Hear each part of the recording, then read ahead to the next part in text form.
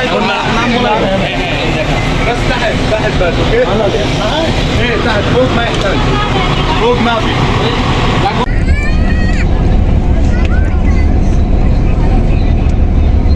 वरना वाले में छे ना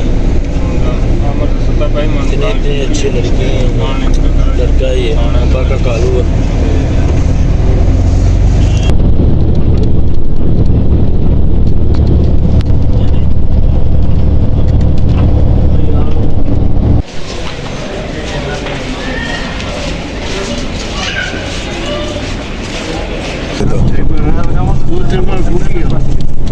गाड़ी में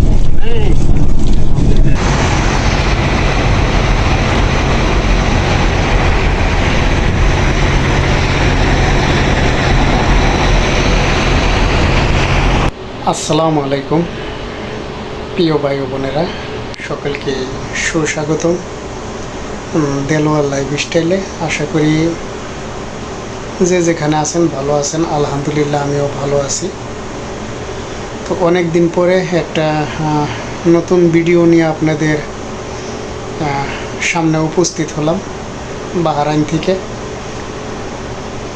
তো অনেকে ভাবতে পারেন এতদিন পরে আসার কারণটা কি। আসলে ভিডিও বানাইতে হইলে পরিবেশ এবং টপিকের কিছু বিষয় আছে, কন্টেন্টের কিছু বিষয় আছে, এগুলো না থাকলে আসলে ভিডিও বানানো যায় না, আর মানুষ তত একটা গ্রহণও করে না। তো যাই হোক, কিছুদিন আগে দেখছেন আমি একটা ভিডিওতে বলছিলাম যে আমি আসলে উমরা হজের জন্য সৌদি আরব যাব। তো আলহামদুলিল্লাহ ভিসা হাতে পাইছি এবং সব কিছু ঠিকঠাক হয়েছে। আজকে 1 তারিখ, তো 12টা বাজে আসলে বাহরাইন থেকে বাই রোডে যাবো আর কি। বাহরাইন থেকে বাস ছাড়বো। তো বাই রোডে ইনশাল্লাহ মক্কার উদ্দেশ্যে আজকে রওনা দিব। তো সকলেই দোয়া করবেন। আসলে আমরা যারা মুসলিম উম্মাহ আছি, আমরা মক্কা এবং মদিনা শরীফকে অত্যন্ত ভালোবাসি। আর সকলকে যেন, যত মুসলমান আছি আমরা বিভিন্ন দেশে ছড়াইয়া ছিটায়, সকলকে যেন আল্লাহ তাআলা তৌফিক দেন মক্কা মদিনা শরীফ আসলে হজ করার জন্য বা গমন করার জন্য। তো আসলে কিভাবে যাই, আসলে কি কাজকর্ম করতে হয় সেগুলোই আমি আমার ভিডিওর মাধ্যমে তুলে ধরবো।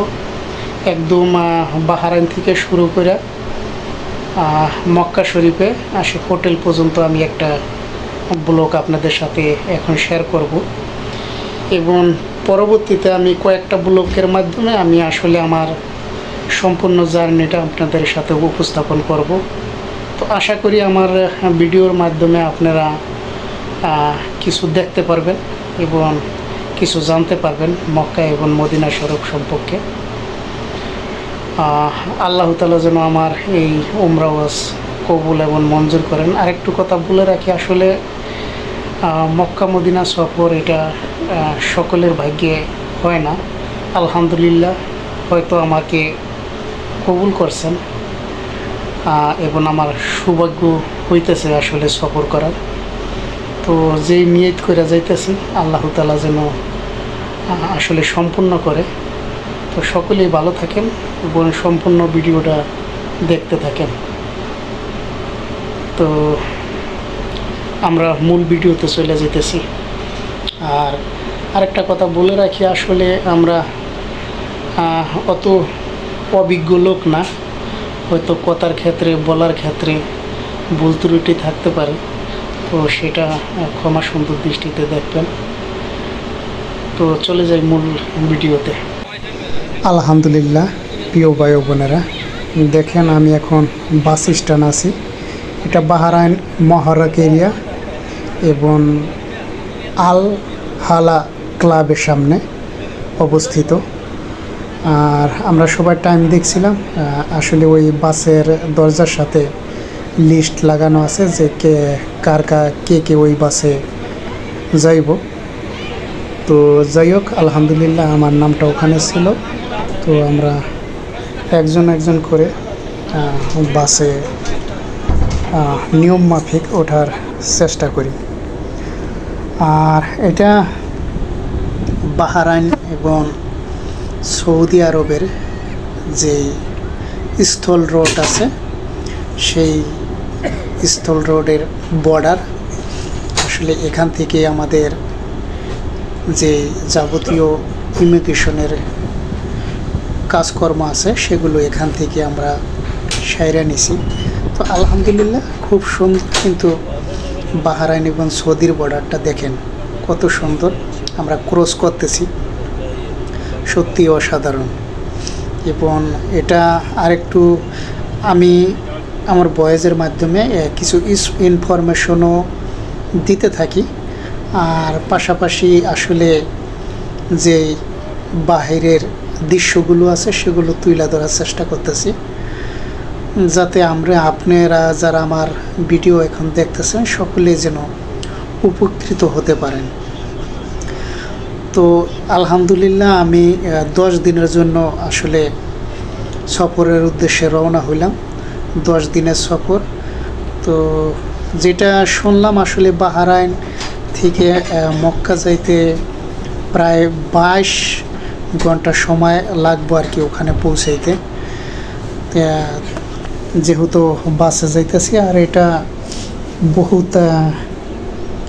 খুব বড় বহুত দূরত্ব আর কি।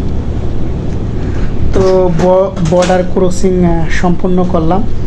আমাদের যেই ভিসার যেই প্রসেসিং আসলো, তারপরে যেই জিনিসপত্র সাথে ছিল সেগুলো চেকিংয়ের যেই ব্যাপার স্যাপারগুলো আসলো সম্পূর্ণ আলহামদুলিল্লাহ ভালোভাবে হয়েছে। তো এখন আমরা এগিন রওনা দিলাম। যে রোডটা দেখতেছেন এটা আসলে দাম্মাম শহর। তো দাম্মাম শহরে ক্রস করতেছি আমরা। আর কোনো বাড়িঘর নাই, কোনো গাছপালা নাই, শুধু মরুভূমি আর মরুভূমি। আসলে 22 ঘন্টা সময় বৈশা থাকাটা খুবই টাফ। তো আসলে আল্লাহ আল্লাহ করতেছিলাম, যেহেতু আল্লাহর ইবাদতের জন্য আমরা রওনা হয়েছি। তো যেভাবে পারছিলাম আসলে আল্লাহর নাম নেওয়ার চেষ্টা করছিলাম। আর এটা দেখেন, এটা আসলে মক্কা নগরের ভিতর প্রবেশ করছি। মক্কা নগরের ভিতর প্রবেশ করছি। আর যখন মক্কা রিয়াদ ক্রস করার পরে মক্কা যখন মক্কা এরিয়ার ভিতর আসি, তখন অসংখ্য আসলে পাহাড়। আসলে যে কোনো লোকের মন আসলে কেড়ে নেবে। আমরা আগে শুনতাম বা যতটুকু জানছি যে আসলে মরুভূমি আর পাহাড় সৌদি আরবের ভিতরে অবস্থিত। তো যখন আসলাম স্বচক্ষে দেখলাম, সত্যি অবাক করার মতো ছিল। আসলে চোখে যারা না দেখবেন তারা বুঝবেন না। এটা মোটামুটি একদম কাছে আমরা চলে আসছি। আসলে যে পাহাড়গুলো আছে, পাহাড়গুলো তারা কাইটা পাহাড়ের ভিতর দিয়ে রোডগুলো নিছে, কারণ এটা একটা বৃহত্তম হাইওয়ে। আসলে এটা এদিক ওদিক ঘোরানোর কোনো ছিল না, মানে তারা ঘুরাইতে পারে না, সোজা নিতে হয়েছে। তো সামনে যত পাহাড় তারা অবস্থিত ছিল সেগুলো কাইটা তারা রোড তৈরি করছে। আলহামদুলিল্লাহ উমরা হজের জন্য রেডি হয়ে গেছি। আসলে উমরা হজ যারাই করেন তখন তারা জানেন এবং জেনে থাকবেন যে মক্কায় যাওয়ার আগে এটা আল হারামের যে কাপড় আছে সেটা এখান থেকে গোসল করে পাক পবিত্র হয়ে নিয়ত করে এই আল হারামের যে কাপড় আছে সেটা পড়তে হয়। এবং এখান থেকে 2 রাকাত নামাজ সম্পূর্ণ করলাম এবং নিয়ত করে তারপরে আমরা মক্কার উদ্দেশ্যে রওনা দিলাম। প্রথমত আসলে হোটেলে যাব। হোটেলে যাইয়া আমাদের যেই লাগেজগুলো আছে সেগুলো আমরা রাখার পরে আজকে জুম্মার দিন, রাখার পরে তারপরে আমরা ইনশাল্লাহ যাইয়া জুম্মার নামাজ শেষ করব। জুম্মার নামাজ শেষ করে আমাদের যে উদ্দেশ্য আছে উমরার উদ্দেশ্যে ইনশাল্লাহ উমরা আমরা পালন করব। তো মোটামুটি হোটেলের কাছে যাইতেছি আমরা।